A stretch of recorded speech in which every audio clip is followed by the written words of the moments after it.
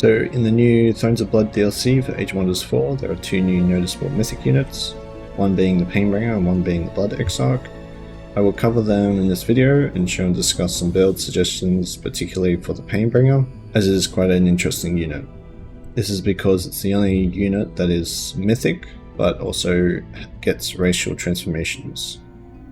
So, because the Painbringer is racial, they will fully benefit from your racial traits, being your faction creator. They will also receive racial transformations, minor and major, and they will also get a few society trait bonuses, such as Devotees are good for the XP, Ritualist Cannibals for the Consumed Corpse, Mana Addicts for the Lifesteal effect, and Umbral Disciples with Umbral Flesh. So you can really stack buffs on these guys if you want.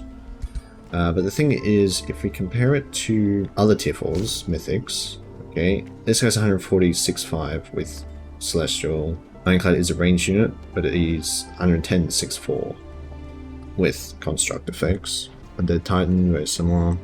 Living Fog is 9.5 with Ethereal, so he's technically 7 with 130 health. But then we get to Painbringer at 144.55, it's like their stats aren't weak, they just don't have an inbuilt transformation. But then you can obviously add your own. Mage Rain is 146.7 with Ethereal, so he's 5.7. Righteous Judge is 145.6 with Celestial. Phoenix is 136.6 with Phoenix. Humble Mistress is 110.55. So yeah, the Painbringer is not weak baseline, because I was expecting a mythic unit that was weaker than your average mythics, that then obviously gets your buffs from racials, so then they can be decent. But this unit is kind of just strong as it is, which probably should get looked at. So they have a 20 physical attack, which is pretty good, and they heal 50% of the damage dealt, which is a lot, especially when you compare it to Lifesteal, which is just flat 5. Obviously, if you're hitting a unit with insane defenses, the flat value will be better, but most of the time, you know, you're going to have strengthened and you're going to crit, and well, sometimes, or if you got flanking bonus. So you're going to be hitting for a decent chunk, and therefore you're going to be healing a decent chunk. Moreover, you could stack this with Lifesteal, so you heal flat 5 and a 50% heal, which is, you're basically going to heal as much damage as you do, which could very well be a problem. And then you get your single action range attack, which does have an accuracy, which is good, and only 3 range, but it hits quite hard, and inflicts a guaranteed torment. 4 torment, guarantee. Now, this is a new effect. It's counters grace. It's essentially the effect when you have misfortune and you fumble, and it's labeled as when you use an ability, but an ability is actually any kind of attack, pretty much anything that's not move or defense mode or change rotation. And of course you lose morale, which yeah, morale is a bit of an issue as of recently. Well, not even recently, it's been an issue for a while, but most people don't use it a lot, and they think it's weak, but morale is very strong and keeps getting stronger and stronger and limited to counter it. And then of course it stacks up to 5. So basically, like, if someone retails against your attacks, they're going to be dealt damage themselves and lose morale. And 4 stacks for a 1-turn cooldown is a lot.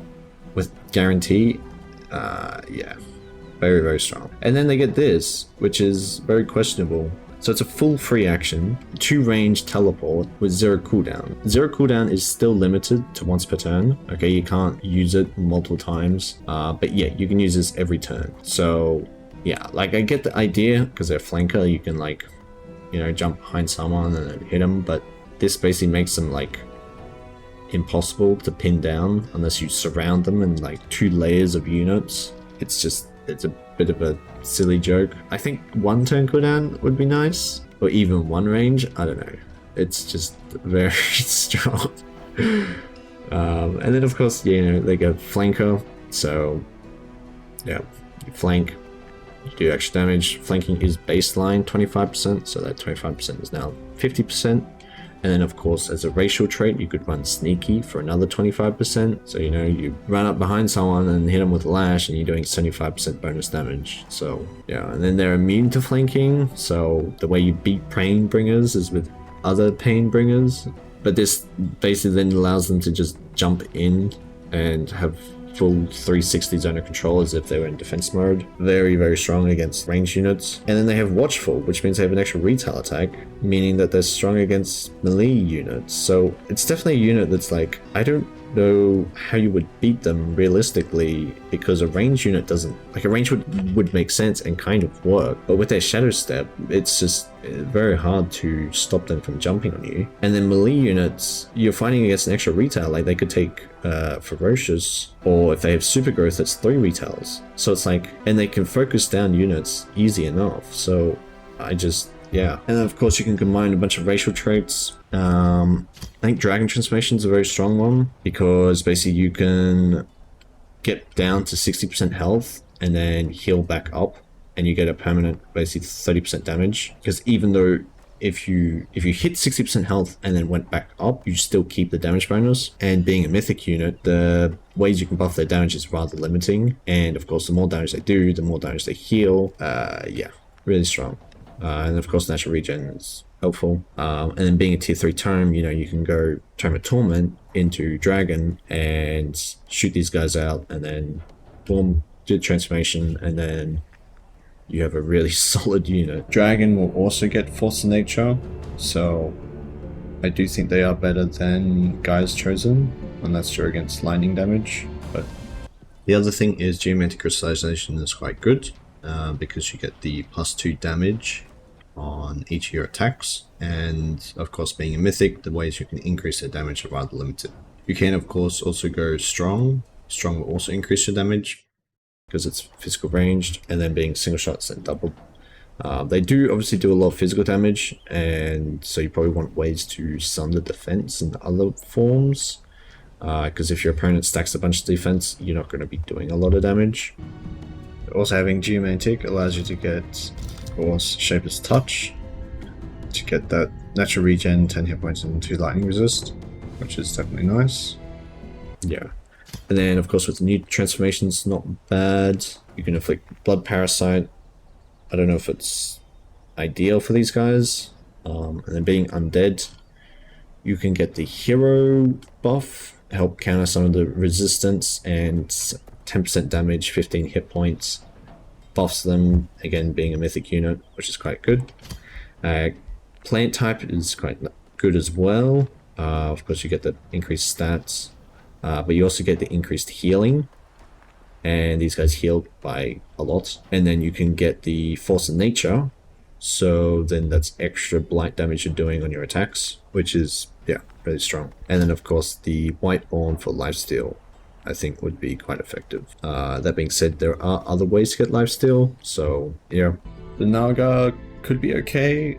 Like technically they don't give much, but they will have Force of Nature.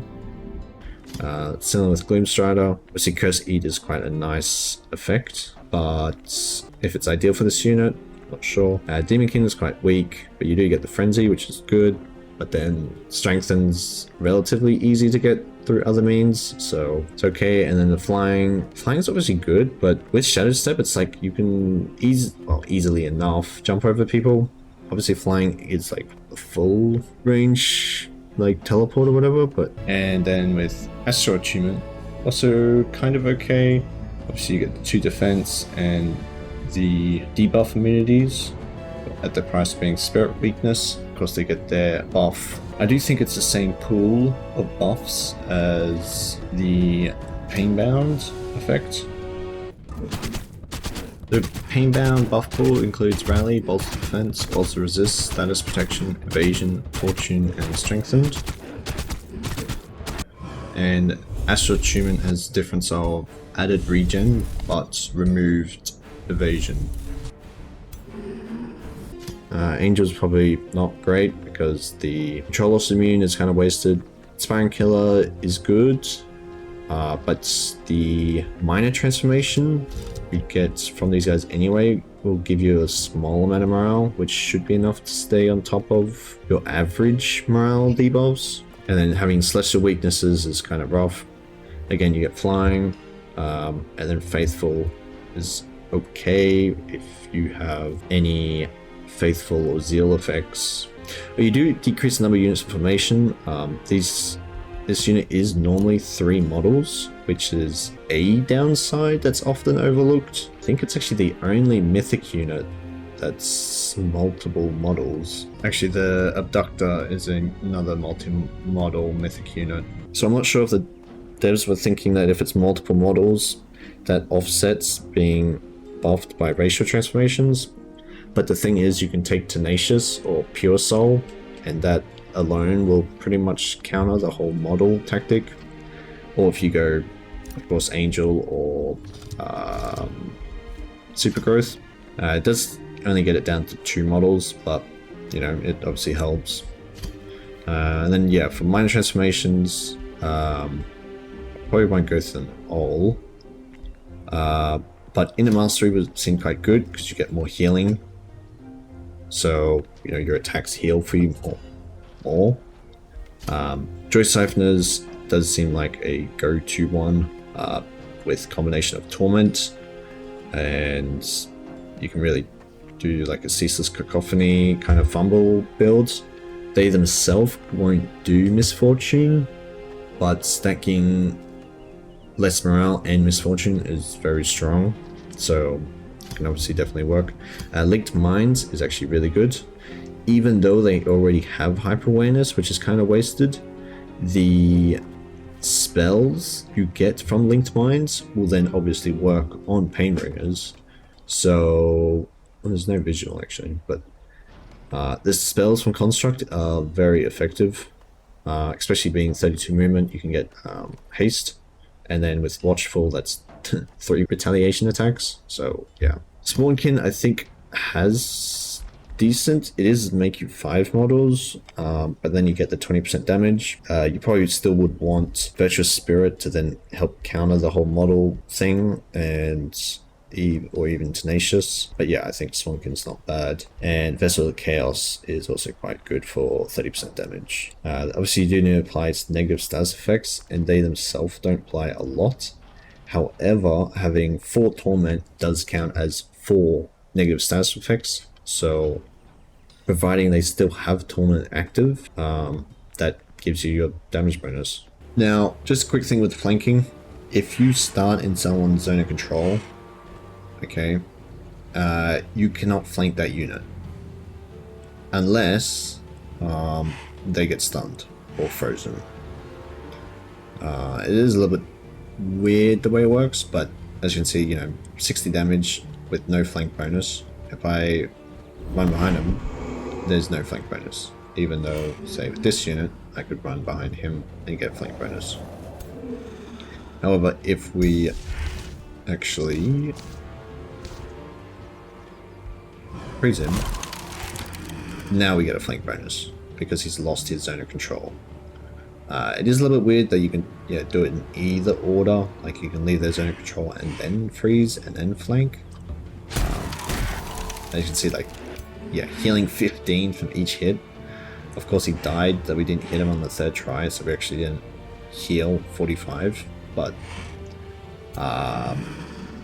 essentially the more damage they do, the more healing they get. Yeah, but being able to Shadow Step, that's just a huge overall damage output, because yeah, it's unavoidable triple or double attack. That's just, wow, really strong. And then we get to the other unit, the Blood Exarch. But for him, he's got pretty good 22 damage. It is in a 1 hex cone, and it's not reduced, so he can definitely hit for a good spread damage. Yeah, that means you can use alt and target the ground, and then avoid actually retails. 160 hit points, 6 defense, 7 resist, which makes him, yeah, pretty solid. Of course, he is undead, so then he's got weaknesses. This, of course, can be nullified, and 32 movement, which is a bit slow, but that's mostly okay. He does have a range attack that always hits 1 turn cooldown and does alright damage for single shot, kind of low, but it is increased by 10 physical damage for each unit tier of the target below 5. So if you hit a tier 1 unit, that was 40 extra physical damage, so that's 73. But then, you're hitting a tier 1 unit, so it's okay. I think, just having this as an option is, yeah. And then, of course, you heal again for the 50% of the damage dealt, so I guess it is more so a lifesteal attack in that sense. And then if you get a kill, you can reset the sport effect, which seems pretty good. So you target friendly tier 3 or higher, and you get this buff, which is very solid, and you get to the end of combat. So it's complete free action, 3 range. It does actually have a cooldown, so if you were really wanting, you could try and stall out the combat as long as possible to try and give this buff to as many units as you can get. Yeah, and then probably the strongest bit about this unit is this ability. So it's an always hit 4 range, complete free action, does minimal damage, but the target is pulled right adjacent to you with a 1 turn cooldown. So for an ability that always hits and does not have a status check, there's very minimal counterplay to this. And the potential that you can do with this is quite absurd. And I think that this will get nerfed because, yeah, it's a bit of a problem. But yeah, both these units I think are a little bit overstats.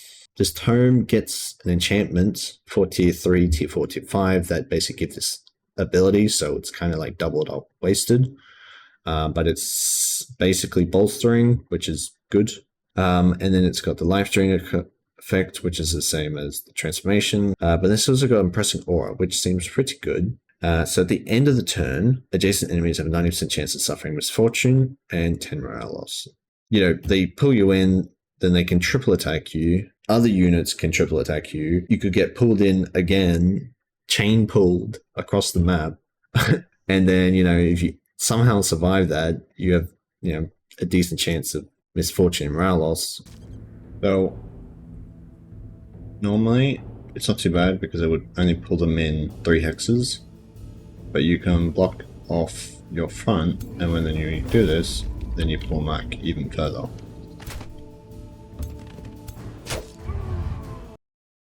Okay, so currently there is a beta on the post DLC, and they're testing out some nerfs for the Blood Exarch, and also just the Tome of Torment for tormenting projectiles. Now, guarantee to 90% is quite a big change. I can't say that Torment is... I'm undecided how strong it is at the moment. But for the Blood Exarch, they are mainly focusing on the blood pool, which is good. It now leaves 1 action point, so being free. Has 90 chance to pull the unit, and has a 2-turn cooldown. Thing is, the 2-turn cooldown kind of doesn't change what you're allowed to do with it. The 90% chance to pull the unit is still, a good chance, and there's ways to reduce that to basically get guarantee. And once you have a guarantee, all the other Blood Exarchs, will guarantee the pull as well. So getting some status protection on heroes could be quite valuable. And the leave 1 action point, again, kind of doesn't do too much. It just means that you can't pull them in and run away, which is good change. And they also changed the buff no longer works on other Blood Exarchs or heroes, which is obviously a good change there. So if you're wanting a more specific build, I'd recommend something like this. Feudal Aristocracy to get the Liege Lord health bonus, because that applies to mythic units. Mana Addicts, as we talked before, lifesteal is very effective on them. And Vision of Destiny Nature to get free stacks of Grace and stacks of Strengthened, which will help a lot. But for traits, Strong, Ferocious, and Sneaky. Obviously, Cold-Blooded is very valuable if you're doing like PvP, but just in pure terms of racial stats, I think these work really well. Obviously, you can do whatever. Skin. Dragon Lord Shadow is needed for the affinity. But yeah, you can go whatever class. I do like Spellblade though. For terms, discipline into alchemy, these are a bit weak early on, but feudal aristocracy is quite strong early on, and you get the militia summon, so that should help your early game find enough. Obviously, Tournament, Doom Herald, and Alchemy are our main research boosts. We do lack a bit of production, so yeah, make sure to get them going. But that gives us a good chunk of racial transformations. Obviously, Virtual Spirit and Super Growth means with 2 models, if we lose a model, we only lose 25% damage, so that's quite nice. Joint Siphoners is always good and goes well a bit with Torment and Painbound and whatever. And then obviously going the Dragon transformation. We do want to make sure we get the Painbringers out first. Obviously, you can still go Knights for the early game, but there's very limited buffs for them, so probably not that great. It is 3 tier 3 tomes, so yeah, after Dragons, it's kind of a bit iffy, because you're basically taking Vigor just for super growth. And Paradise is, the guy's chosen is kind of wasted, but the SPI is nice, and the spells are quite nice, especially Exhilarating Pollen, because this, well, gives morale, which we probably have enough of, but all enemy units can get distracted, and then the Painbringers are very good at flanking, and then of course Force of Nature and Mass Rejuvenation are very, very good. Yeah. Obviously, your Vision of Destiny Nature, you'll probably finish it before getting to these terms. You probably could tinker around a little, since Alchemy... Yeah, Alchemy is not needed because we'll have 1 nature and then 2 nature here, so that'll be 3 plus 1, 4, which is enough to get Vigor, which then gives 6, 8, 10. So Alchemy is not required, but I figured it was a good booster. I guess you could take Faith instead. Faith is very strong research and early game term because of the lesser light spirit. You could, well, no, you can't. You need tier 1 term, but Famous does work. Visitors Glades, but you could swap out Dragonlord for a normal hero and then pick a Dark Affinity tier 1, which could be like Blood Right, but that transformation is not very good. Other than that, there's not a lot of transformations. Dark tier 1s. Obviously, there's Shades, but I don't think Shades is great with just the transformation. You kind of need the weapon enchantment for it to be decent. But yeah,